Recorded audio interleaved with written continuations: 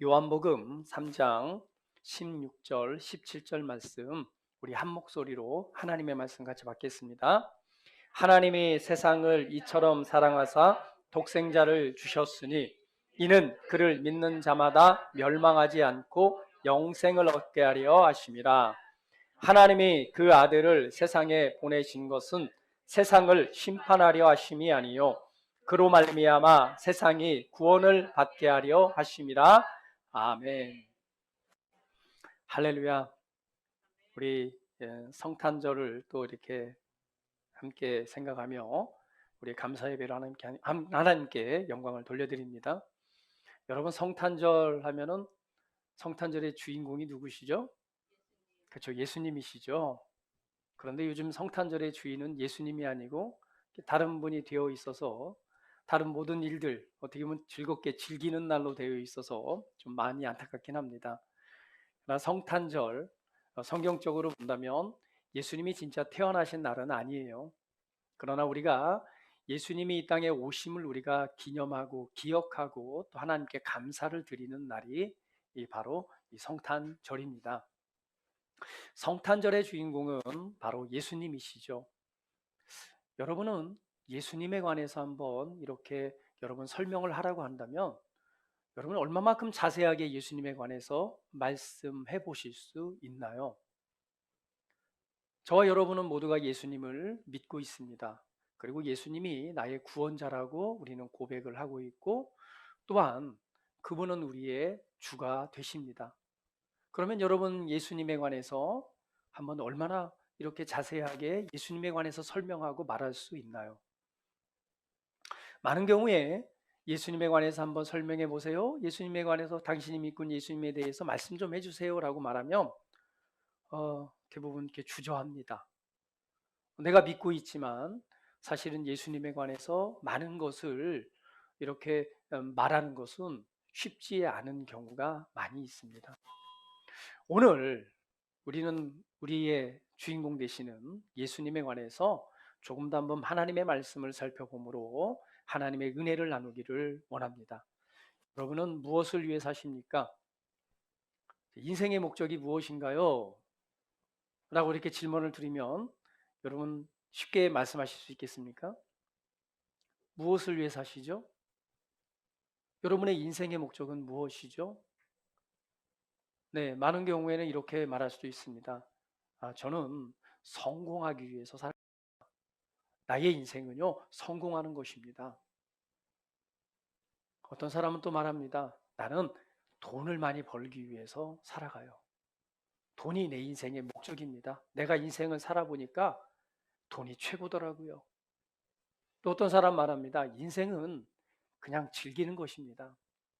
돈 많은 것도 뭐 성공하는 것도 명예를 얻는 것도 그 별거 아니에요. 인생은 지금 이 순간을 즐기는 것입니다. 나는 인생을 즐기기 위해서 내 인생의 목적을 삼고 살아갑니다. 이렇게 말씀하시는 분도 있습니다. 여러분은 어떠신가요? 여러분의 인생의 목적은 무엇인가요? 여러분 무엇을 위해서 지금 살고 계십니까? 무엇을 위해서 직장 생활을 하고 무엇을 위해서 공부하고 무엇을 위해서 이렇게 열심히 노력하고 계신가요? 참 세상 살기 팍팍하죠. 요즘처럼 참 어려운 시대가 없는 것 같습니다. 코로나라고 하는 팬데믹 때문에 여러 가지 모양 우리가 경험하지 못한 새로운 세상을 살다 보니 참 어렵고 힘든 세상을 살아가고 있습니다. 그나마 사람과 만나서 이렇게 좋은 시간들을 보내고 교제하고 함께함으로 또 행복을 누릴 수 있는데 그것마저도 너무나 어려운 세상에 살고 있어요. 제가 코로나에 걸려 보니까 사람 만나는 게 더 싫어집니다. 이거 코로나 걸려서 아픈 거는 별거 아니더라고요. 그냥 뭐 감기 몸살 좀 앓았다 뭐 이 정도인데 사실은 그건 것 같아요. 내가 누군가를 만났을 때 그 사람에게 또 내가 이게 질병을 전파할 수 있다라고 하는 것 그것이 굉장히 어 뭐야 사람을 위축되게 만들더라고요. 왜냐하면 또 저하고 가장 많이 접했던 분이 우리 건물주인 사장님이세요. 우리 사장님도 코로나 걸려가지고 지금 격리하시다가 해제가 됐습니다. 내가 얼마나 죄송한지. 내가 일부러 그런 건 아니지만 그런 마음이 들다 보니까 사람 만나는 게 좀 더 이렇게 담대해지는 것보다는 약간 위축되는 건 사실이더라고요. 그러나 또 이렇게 함께 이렇게 예배드릴 수 있는 은혜가 있어서 정말 너무 감사를 드립니다. 무엇을 위해 사는가? 인생의 목적이 무엇인가? 여러분 한 번쯤 한번 생각해 보셨으면 좋겠습니다. 그런데 우리 예수님은요, 분명한 인생의 목적이 있으셨습니다. 예수님이 이 땅에 태어나시고 예수님이 이 땅에 오신 이유가 너무나도 분명했습니다. 제가 왜 예수님에 대해서 말씀드리냐면, 우리는 우리의 인생의 목적이 있다면 우리는 어떻게 무엇을 위해 살아가야 되는가? 우리는 한마디로 예수님을 따라가는 삶을 살아가는 것입니다. 예수님을 따라가는 삶은 예수님을 닮는 삶을 살아가는 것이 우리의 삶이 되어야 되는 거예요. 예수님은 우리의 인생에 살아가는 롤 모델이십니다. 그래서 예수님을 알 때에 우리가 무엇을 위해서 어떠한 인생의 목적을 살아가야 될지를 우리는 발견하고 아는 것이죠. 예수님은 인생에 있어서 분명한 목적이 있으셔서 이 땅에 오신 분입니다. 여러분, 세상에 많은 종교 지도자들 그리고 새로운 종교들이 탄생하고 만들어지고 있습니다. 그러한 또 우리 이 땅 가운데 있는 굉장히 유명한 그런 종교들도 있습니다. 그러한 종교 지도자를 한번 생각해 보세요. 그들에게는 분명한 인생의 목적이 있어서 그 종교가 탄생했나요? 그렇지 않습니다. 무엇인가 어떤 환경 가운데서 무엇을 위해서 노력하고 아니면 어떤 깨달음을 얻기 위해서 가다 보니 그것이 어떠한 깨달은 이론이 되고 그것을 설파하다 보니 하나의 종교가 탄생한 것입니다. 그러나 여러분, 예수님은 그렇지 않으십니다. 예수님은 분명한 인생의 삶의 목적이 있으셨습니다. 그분이 이 땅에 오신 이유가 있었습니다. 성경은 그것에 관해서 이렇게 말씀하고 있습니다. 오늘 본문 말씀은 그것을 분명하게 보여주고 있는데요. 하나님이 세상을 이처럼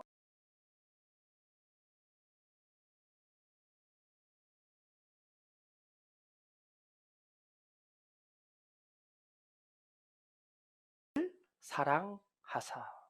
한번 같이 한번 해볼까요? 하나님께서 나를 사랑하사.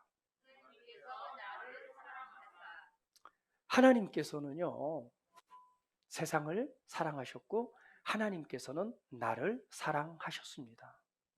이것은 분명한 동기고 또한 그 동기가 되어서 하나님의 목적을 이루는 하나님의 뜻입니다. 성경은 그래서 하나님은 사랑이시다라고 말씀합니다. 여러분, 하나님에 대해서 오해하지 마세요.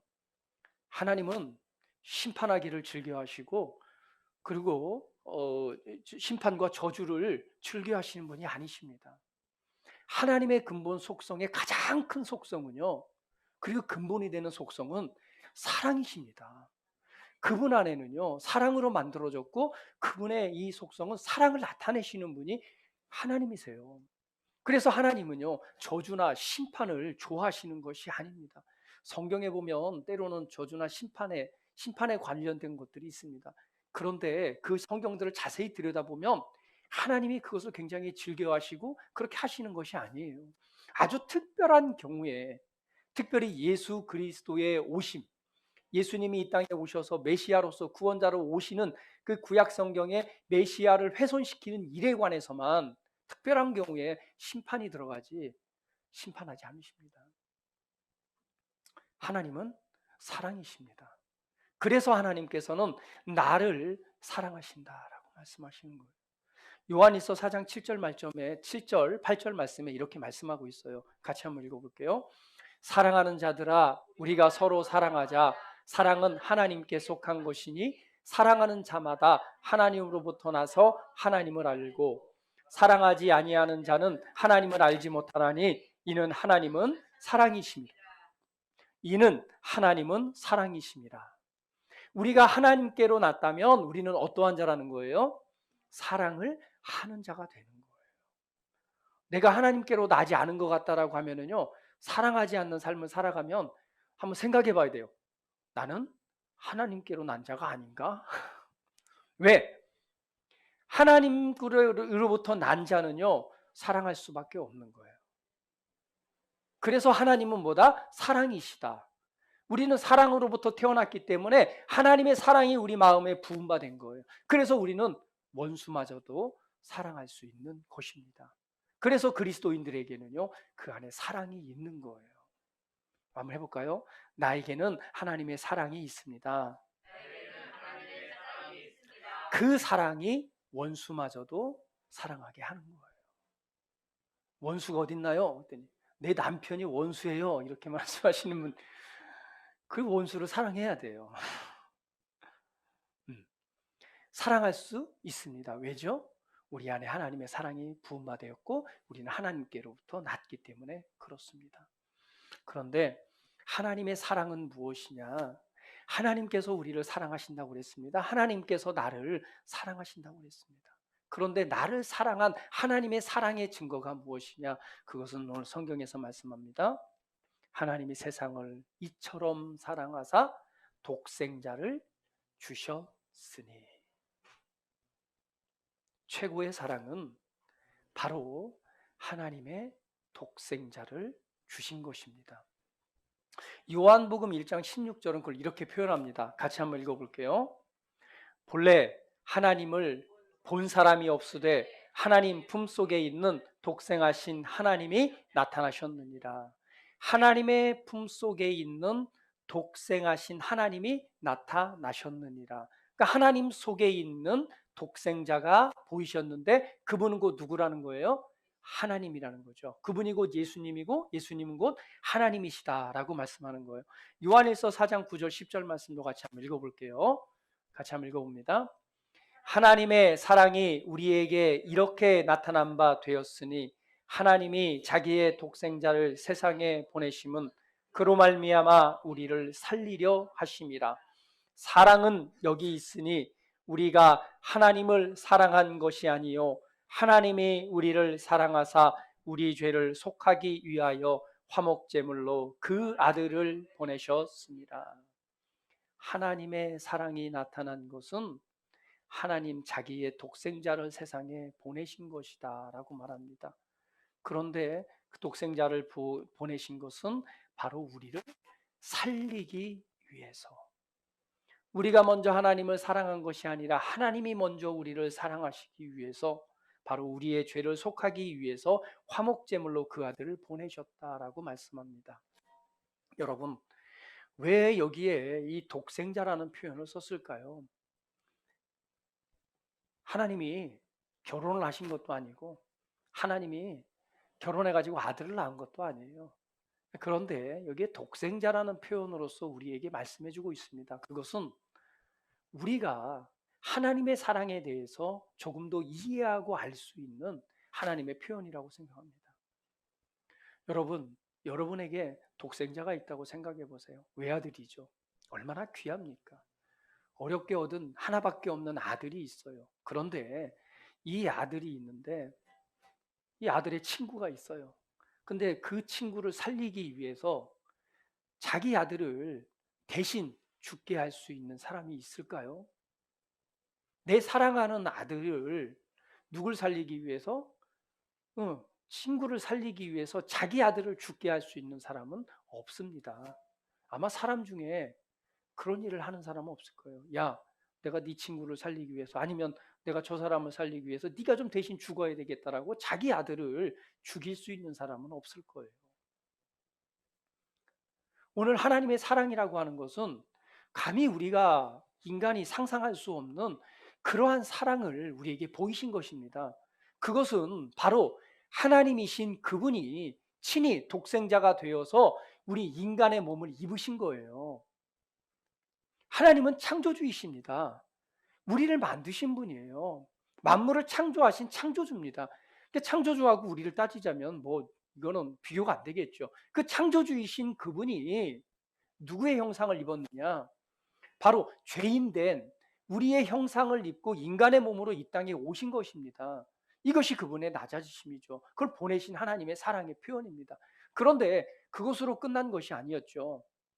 그냥 인간의 몸으로 오신 것이 아니라 그분에게는 분명한 목적이 있습니다. 하나님의 사랑을 실천할 분명한 목적이 있어. 그 목적은 살리기 위해서요. 살리기 위해서 오셨는데 그 부분에 대해서 우리의 죄를 속하기 위해서라고 말합니다. 인류가 한 사람이 범죄함으로 말미암아 죄가 세상에 들어오고 세상이 들어옴으로 말미암아 사망, 죽음이 왔잖아요.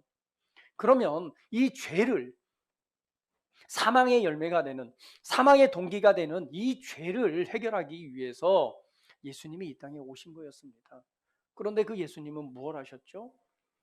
바로 우리를 대신하여 죽는 일, 고난받고 죽음의 자리에 내어주기 위해서 이 땅에 오신 거예요. 그래서 예수님은 분명히 말합니다. 내가 이 땅에 온 목적이 있다. 나는 섬김을 받기 위해 온 것이 아니라 나는 많은 사람들을 섬기고 나의 목숨을 대신 주기 위해서 왔다. 한마디로 나는 죽기 위해서 왔어. 내가 온 이유는 단 하나야. 너희를 살리고 내가 죽어서 너희를 살리기 위해서 왔어. 이게 예수님의 분명한 목적이었습니다. 이것이 하나님의 사랑이었습니다. 예수님은 하나님의 사랑을 가지고 그 사랑을 보이시기 위해 이 땅에 오신 거예요. 그것은 바로 죽음이었습니다. 여러분 십자가 아시죠? 십자가. 우리 믿음 안에서 십자가를 뺄 수가 없잖아요. 십자가는 무엇입니까? 십자가는요, 사실은 저주의 상징입니다.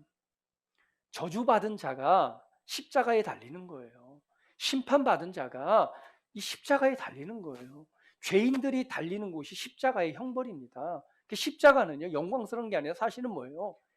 누구도 싫어하는 이 저주의 상징이 바로 십자가입니다. 그런데 예수님이 이 땅에 오셔서 그분은 우리의 인간의 몸을 묻고 독생하신 아들이 이 땅에 오셨잖아요. 그것으로 끝난 것이 아니라 우리의 죄를 대신하는 희생 제물이 되셨습니다. 그러니까 내가 죽어야 될 그 자리에, 내가 받아야 될 심판과 저주의 자리에 누가 달리시는 거예요? 바로 예수님이 대신 죽기 위해서 오신 겁니다. 그 값을 지불하시기 위해 오신 거예요. 그래서 예수님께서 온 인류, 저와 여러분의 모든 우리가 내가 받아야 될 저주, 내가 받아야 될 심판을 대신해서 예수님이 이 땅에 이 대표로서 심판을 받으시는 거예요. 그래서 예수님은 인간이 받을 수 있는 온갖 모든 형벌을 다 받으시는 것입니다. 그래서 성경은 기록하기를 그 예수님의 모습을 어떻게 기록하느냐? 그 모습을 볼 때 사람과 같지 않았다고 했어요. 아니, 사람이 사람과 같지 않다는 표현은 뭘까요? 그만큼 예수님은요, 이 채찍에 맞음으로 온 살이 다 찢기시고, 그리고 발가벗김을 당하고, 머리에 가시면류관을 씌우시고, 이 온갖 그 수치와 형벌과 부끄러움을 다 받으신 거예요. 근데 그 모습이 어땠느냐? 사람의 몰골 같지 않았다고 그랬어요. 사람처럼 보이지 않을 정도로 그 모습이 그랬단 말이에요. 이분은 죄가 있으신 분이 아닙니다. 단지 무엇을 위해서? 하나님의 사랑으로 나를 살리기 위해서 하신 일입니다. 그 형벌을 당하시는데 그것으로 끝난 것이 아니잖아요. 살이 찢김을 당하고 채찍에 맞으심으로 물과 피를 다 쏟으시는 그러한 자의 자리에 다시금 십자가의 이 형벌, 바로 저주를 짊어지시고 어디에 골고다 언덕 위에 올라가시잖아요. 그리고 그곳에서 마지막으로 바로 이 손과 발의 못을 받고 십자가에 달리십니다. 그래서 예수님께서 십자가상에서 한 일이 있잖아요. 내가 다 이루었다. 그분은 인생의 목적이 있었습니다. 그분은 죽기 위해서 왔습니다. 뭘 하기 위해서요? 나를 살리기 위해서. 그래서 그분은 그 십자가에 달리시면서 말씀하신 거예요. 내가 다 이루었다. 하나님이 죄에 대한 저주는 사망입니다. 심판입니다. 형벌입니다. 저주입니다. 그 모든 인류가 받아야 될 하나님의 진노와 저주를 누가 다 받으신 거예요? 예수님께서 거기에서 다 받으신 것입니다. 그러니까 그 무게감이 얼마나 크겠어요. 단순히 이 고통받는 이 육신이 씻기는 고통만이 전부였을까요? 그렇지 않습니다. 인류가 저주 가운데 여러분 한 사람의 인생도 한번 돌아보세요. 여러분이 이 인생 가운데서 이 받는 살아가면서 누리는 살아가면서 받는 이 안 좋은 것들이 얼마나 많이 있나요? 아픔, 슬픔, 괴로움, 질병, 가난, 수치, 부끄러움. 얼마나 많이 있나요? 그러한 모든 것을 다 담으셔서 누가 받으신 거예요? 예수님께서 거기에서 그걸 다 받으신 거예요. 나의 수치를, 부끄러움과 나의 연약함과 나의 질병과 나의 모든 걸 대신해서 그분이 그냥 그걸 다 감당하신 거예요. 그러니까 그 무게감이라고 하는 것은 육신의 고통을 넘어서는 그 마음아, 온 인류가 가지고 있는 그냥 이걸 까만 걸로 표현한다면 이 어마어마한 흑암의 모든 그런 것을 다 거기에서 담당을 하신 거예요. 그랬으니 그러니 예수님께서 십자가에 달리시기 전에 마지막으로 기도하잖아요. 땀방울이 핏방울이 되도록 기도하시면서 할 수만 있거든 다른 방법 없나요, 하나님? 할 수만 있거든 이 잔이 내게서 옮기시옵소서. 다른 방법이 있다면 다른 방법으로 좀 했으면 좋겠습니다. 그러나 내 원대로 마시고 아버지의 뜻대로 되기를 원하나이다라는 것이 예수님의 인간적인 한 사람의 인간으로 오셔서 이런 인류의 죄를 대속할 그 인간의 마음을 표현하신 거라고 저는 봅니다. 그렇게 예수님께서는 바로 십자가에서 달리셨죠. 그리고 죽으셨습니다. 그런데 이 죽음으로 끝난 게 아니었죠. 예수님이 또 어디까지 내려가세요? 성경은 기록하기를 음부에까지 내려갔다라고 말합니다. 음부에 이 죽음이 있는 그곳까지 내려가셔서 복음을 복음의 증거가 되시고 그리고 그 죽음의 권세를 깨뜨리시고 다시금 하나님의 생명으로 말미암아 부활하시죠. 그것을 통해서 바로 우리를 살리셨습니다. 하나님의 사랑은 바로 이 독생자를 주신 사랑이 하나님의 사랑이에요. 그러니까 여러분 생각해 보세요. 저와 여러분을 나를 살리기 위해서 누가 죽으셨어요? 독생하신 하나님이 죽으신 것입니다. 그분이 그 모든 고난을 받으신 거예요. 그렇다면 나의 가치, 나의 값은 어떻게 될까요? 나의 값. 성경은 예수님의 피값을 주고 샀다고 말합니다. 얼마나 귀하면, 얼마나 존귀하면 예수님의 죽음의 피값을 주고 독생하신 아들의 피값을 주고 나를 사셨을까요? 이것이 성경에서 보여주고 있는 나에 대한 하나님의 사랑입니다. 다시 한번 나는 정말 사랑받는 하나님의 자녀입니다. 얼마만큼 내가 귀한 존재인가, 얼마만큼 가치 있는가, 그것은 예수님의 피값을 주고 나를 사신 것입니다. 내가 받아야 될 심판과 저주를 그분이 다 담당하심으로 오늘 나를 새롭게 태어나게 하신 것이죠. 그 독생자를 보내신 것, 그것은 그를 믿는 자마다 멸망하지 않고라고 말합니다. 여러분, 멸망이라고 하는 단어가 뭘까요? 멸망이라고 하는 것은요, 죽음을 의미합니다. 파멸을 의미하고 그 의미는요, 사라지는 것을 의미합니다. 멸망은 죽음, 결국은 뭐예요? 죄와 사망이 역사하는 것을 멸망이라고 말합니다. 여러분, 로마서 5장 12절은 이렇게 말씀하죠. 성경 구절 한번 같이 볼게요. 같이 읽어봅니다. 시작. 그러므로 한 사람으로 말미암아 죄가 세상에 들어오고 죄로 말미암아 사망이 들어왔나니 이와 같이 모든 사람이 죄를 지었으므로 사망이 모든 사람에게 이르렀느니라. 한 사람으로 말미암아 죄가 세상에 들어왔고 죄로 말미암아 사망이 들어왔고 이와 같이 모든 사람이 죄를 지었으므로 사망이 모든 사람에게 이르렀느니라. 아담 첫 번째 사람 한 사람으로 말미암아 뭐가 들어오죠? 죄가 세상에 들어오죠. 그 죄로 말미암아 무엇이 들어와요? 사망이 역사하기 시작합니다. 멸망이라고 하는 것은 죽음을 의미합니다. 그 한 사람으로 말미암아 죽음이 세상에 들어왔고 그 죽음이 아담 이후로 모든 아담의 후손에게 그때부터 죽음이 역사하기 시작하는 거예요. 죄로 말미암은 사망이 역사하기 시작하는 것입니다. 죽음이라고 하는 것은 세 가지 의미가 있습니다. 첫 번째 죽음은 바로 영적인 죽음입니다. 그것은 바로 하나님과 관계가 끊어지는 것을 의미합니다. 영적인 분리가 일어납니다. 이것이 바로 첫 번째 죽음이에요. 이 첫 번째 죽음이 일어나니까 그 다음 단계에 이르는 죽음이 있는데 그것이 바로 육체적인 죽음입니다. 우리가 몸이 흙으로 돌아가고 우리의 영혼이 우리 몸을 떠나는 거죠. 육체적인 죽음입니다. 그것으로 끝나는 것이 아니라 진짜 죽음은 바로 영원한 심판을 의미합니다. 참, 영원한 심판, 여러분 이 부분에 대해서 영원한 심판, 영원한 죽음이다. 이건 뭐냐면 예수님의 우리가 비유를 통해서 말씀해 주신 것에 대해서 우리가 조금은 이해할 수 있습니다.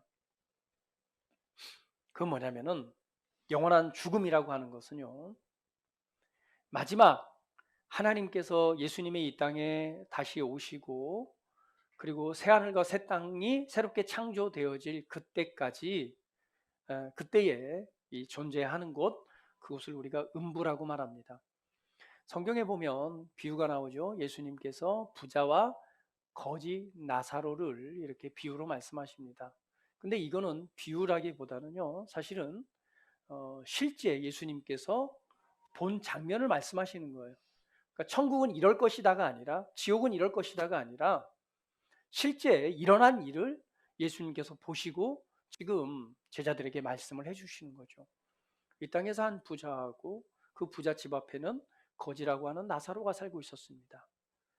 부자는 이 땅에서 편안한 삶을 살아갔고, 거지는 그 앞에서 거기에서 이렇게 떨어지는 부스러기, 심지어는 뭐 개가 이렇게 그 헌대를 핥았다고 말하죠. 누구나 인간은 죽습니다. 죽었어요. 죽고 나서 보니까 이 거지 나사로는, 둘 다 죽고 나서 보니 거지 나사로는 이 아브라함의 품에 안겨져 있고, 그리고 그 부자는 지금 그 불꽃 가운데서, 이 음부 가운데서 이렇게 고통을 받고 있는 거예요. 그때에 그 부자가 이렇게 얘기를 합니다. 아브라함이요, 저 나사로를 통해서 나 물 한 모금만 찍어서 내 목을 적셔줬으면 좋겠습니다. 그랬더니 말씀을 하죠. 그곳과 이곳은 골이 깊어서 갈 수가 없다. 그랬더니 부자가 다시 한번 얘기합니다. 그러면 저 나사로를 좀 세상에 보내서 내 형제들에게 좀 이런 곳이 있다고 얘기 좀 해달라. 그랬더니 예수님께서 말씀하시죠. 야, 살아있는 사람이 얘기를 해도 믿질 않는데 죽은 자가 가서 얘기를 하면 믿겠느냐? 그곳에는 그 나라를 설명해 줄 수 있는 선지자들이 있느니라. 이렇게 말씀하세요.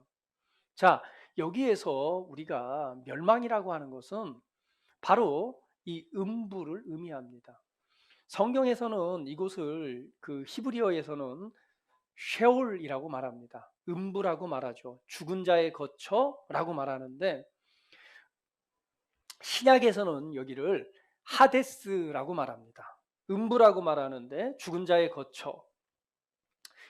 그 고통의 장소에서 고통의 장소죠.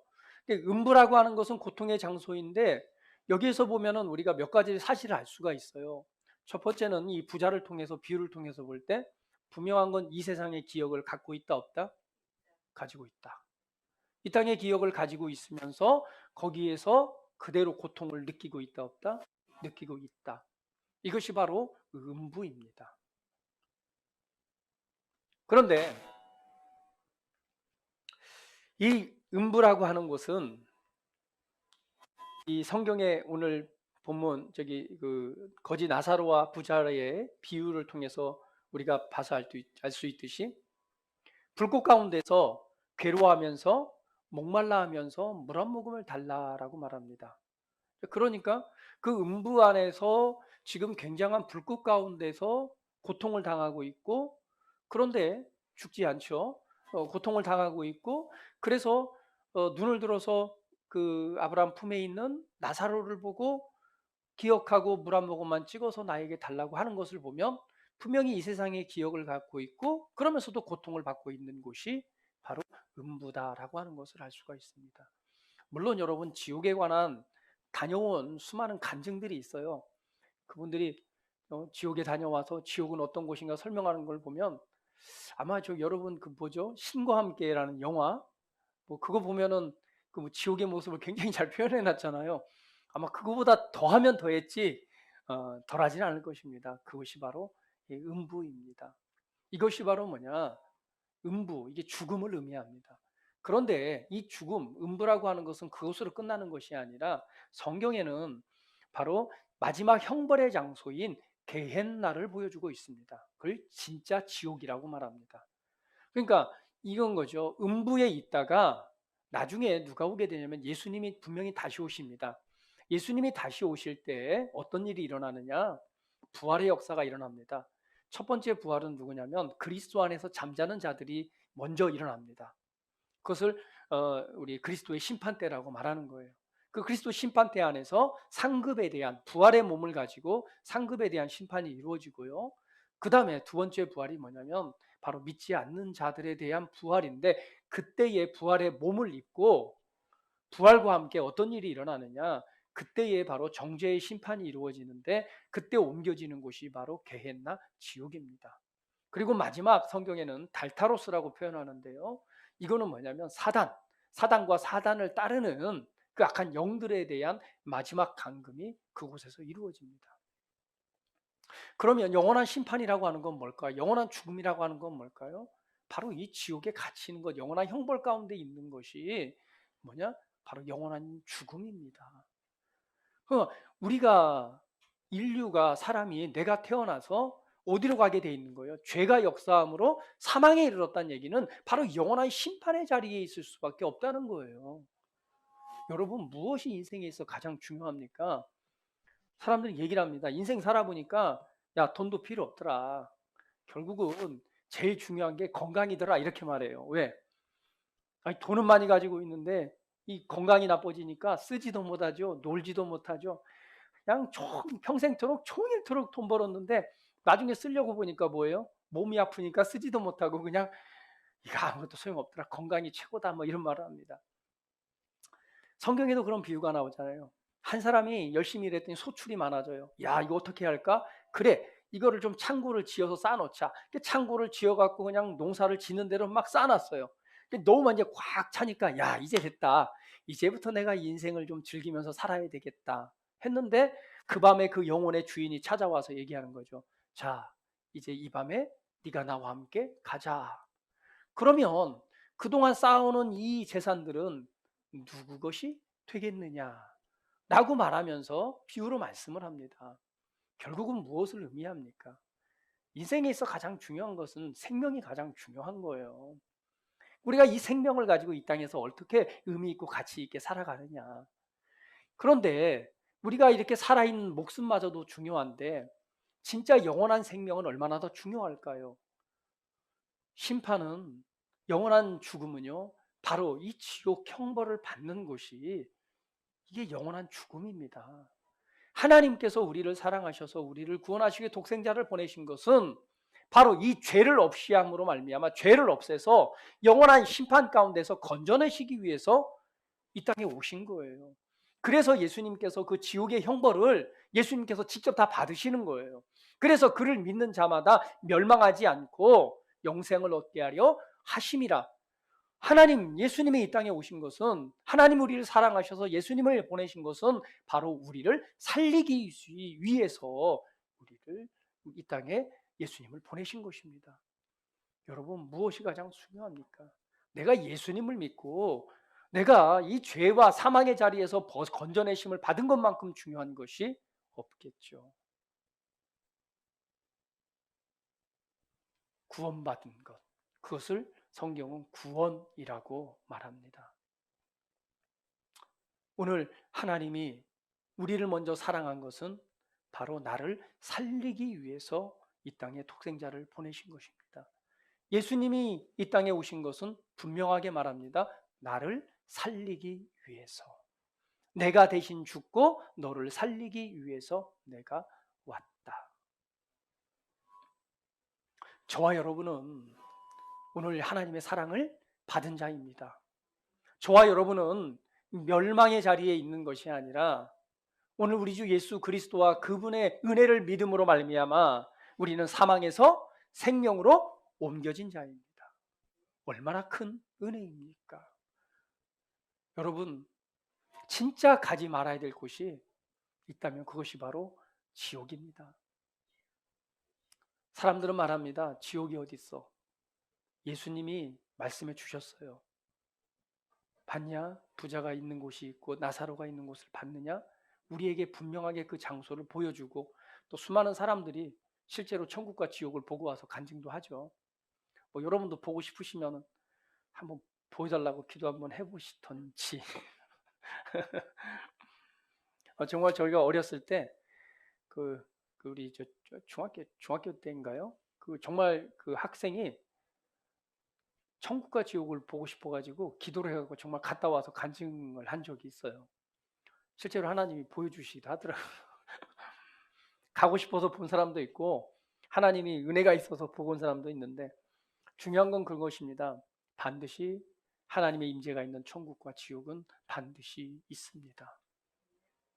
분명한 것은 영원한 죽음과 심판의 자리에서 우리를 살리기 위해서 예수님이 이 땅에 오신 것이고요. 중요한 것은 예수님께서 오셔서 그 죄에 대한 값을 다 지불하셨습니다. 그래서 그를 믿는 자마다 저와 여러분은 살리심을 받은 자들입니다. 그래서 성경은 말합니다. 그를 믿는 자마다 멸망하지 않고 영생을 얻게 하려 하심이라. 할렐루야.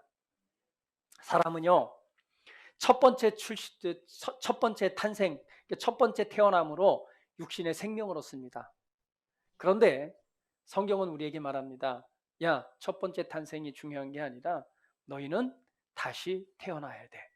이것을 성경을 거듭남이라고 말합니다. 물과 성령으로 나지 아니하면 하나님의 나라를 볼 수 없느니라. 예수님께서 우리를 살리기 위해서 이 땅에 오셨습니다. 그 오신 이유는 바로 우리에게 생명을 주시기 위해서 이 땅에 오신 거예요. 그러면 첫 번째 태어날 때 우리가 생명을 얻었습니다. 그러면 이제 예수님이 가져오신 새로운 생명을 또 받아야 되잖아요. 그래서 우리는 다시 태어나야 되는 거예요. 그걸 거듭남이라고 말합니다. 거듭남이란 바로 물과 성령을 통해서 하늘로부터 태어난 자를 의미합니다. 성령으로 태어나는 것을 의미합니다. 더 나아가서는 하나님의 말씀으로 태어나는 것을 의미합니다. 그러면 어떻게 우리가 태어날 수 있나요? 성경은 말씀합니다. 마음으로 믿어 의에 이르고 입으로 시인하여 구원에 이르느니라. 하나님 우리를 위해 보내신 독생자 예수 그리스도가 나의 죄를 대신하여 십자가에서 고난과 저주를 받으시고 그분이 죽으심으로 죽은 지 3일 만에 다시금 부활하심으로 말미암아 우리의 주와 그리스도가 되신 것을 믿고 그분을 영접함으로 우리는 거듭납니다. 그래서 저와 여러분은 바로 거듭난 자입니다. 그래서 여러분이 거듭났을 때 새로운 생명이 여러분 안에 역사하는 거예요. 그것을 성경은 하나님의 생명이라고 말합니다. 자, 우리 한번 고백해 볼까요? 내 안에는 하나님의 생명이 있습니다. 이것은 우리 육신의 생명과 다른 초자연적인 생명입니다. 그래서 이 생명이 있기 때문에 우리가 멸망하지 않는 거예요. 이 생명이 있기 때문에 우리가 하나님의 임재 안에 들어가는 것입니다. 우리가 육신을 벗고 우리 누구나 다 이제 죽어요. 아마 뭐 순서대로 보자면 누가 먼저 갈지 모릅니다. 다들 오래 살고 싶으신가 봐요. 그러면 주님이 곧 오십니다. 예, 이왕이면 뭐 주님을 오실 때 그냥 우리가 함께 휴거되면 훨씬 좋겠죠. 마지막 때의 징조가 너무 많이 나타나고 있죠. 마지막 때 징조가 너무 많이 나타나고 있는데 뭐 주님이 곧 오실 겁니다. 저와 여러분이 살아있을 때 주님을 맞이할 수도 있고 그렇지 않을 수도 있습니다.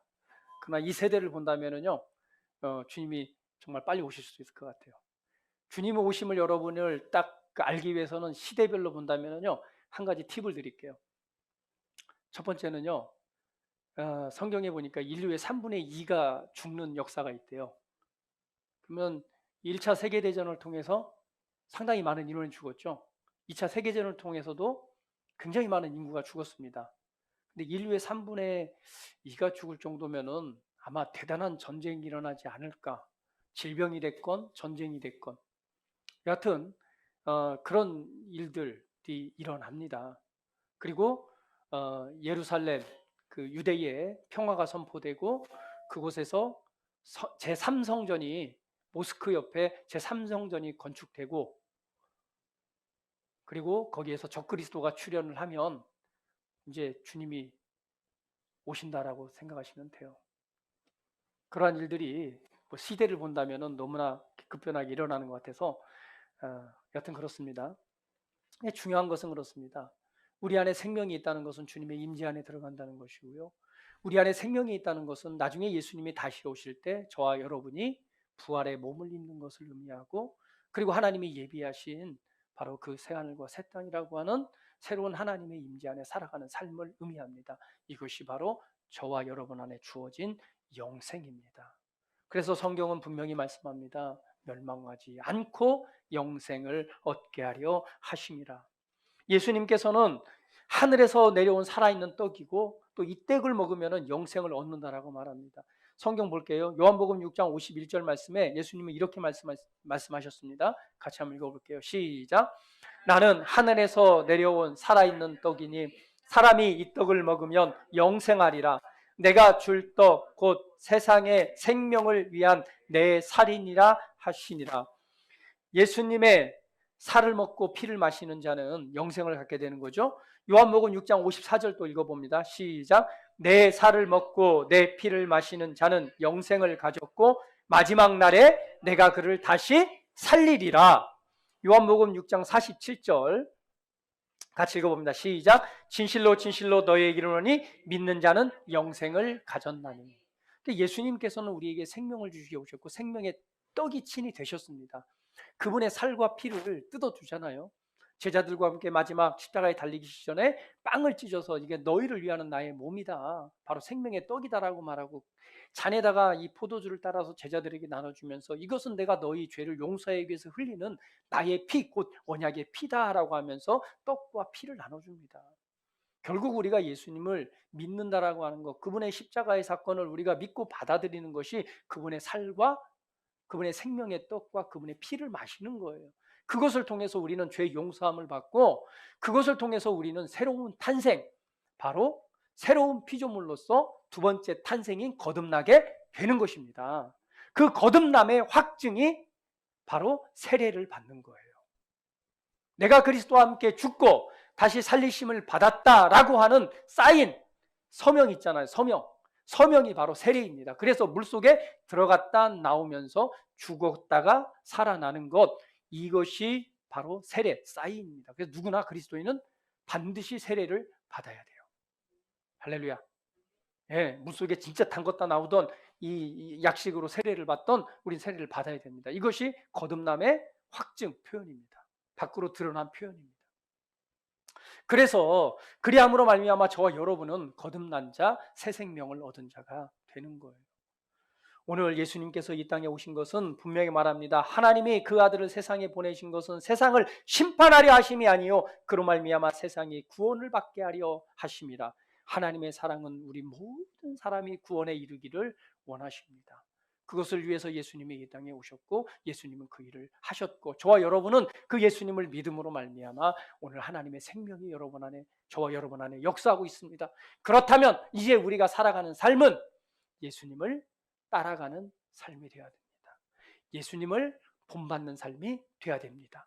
예수님은 어떻게 사셨는가? 예수님은 어떻게 말하고 어떻게 행동하면서 어떻게 삶을 살아가셨는가?